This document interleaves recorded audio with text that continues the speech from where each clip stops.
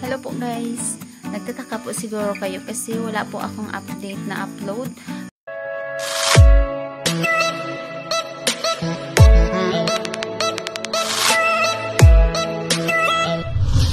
Mga nakaraang araw kasi po fiesta sa aming barangay. Bali, dalawa kasi yung fiesta dito sa amin guys, 12 and 13 at saka 19 and 20. So nung 12 and 13 po, sobrang busy ako kasi tumulong ako, nagtinda yung aking kapatid sa araw at sa gabi.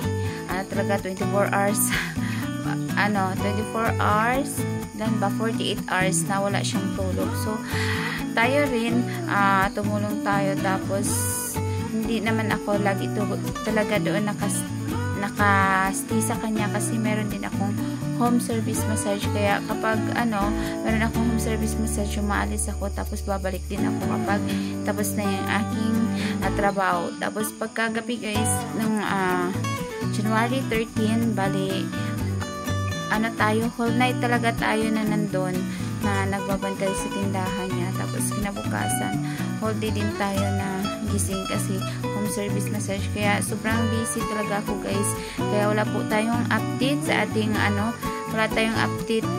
ating channel. Bali nag-upload ako kanina yung aming yung sumayaw ng bodots, yung isa doon anak ng pinsan ko, kaya in-upload ko guys. Tapos nag-change lang ako ng ng background music kasi talaga siya, naka-black talaga yung aking video, kaya hindi ko in-upload muna. Pumunta ako doon sa edit ko muna yung nag-change ako ng background music. Kaya and guys, meron tayong update kaninang umaga. So ngayon, galing din tayo nag home service massage kaninang tanghali. Naglaba tayo, tapos hindi rin naman natapos dahil busy nga.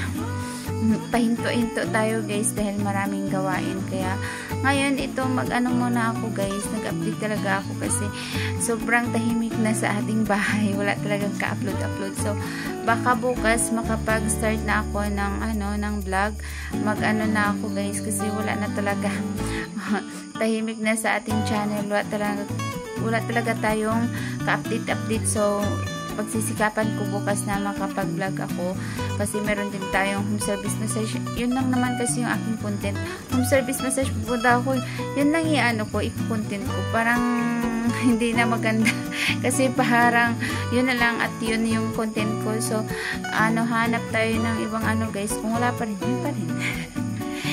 Maraming salamat guys inyong palaging pagsuporta kahit na hindi tayo lagi na nakikita nag-upload.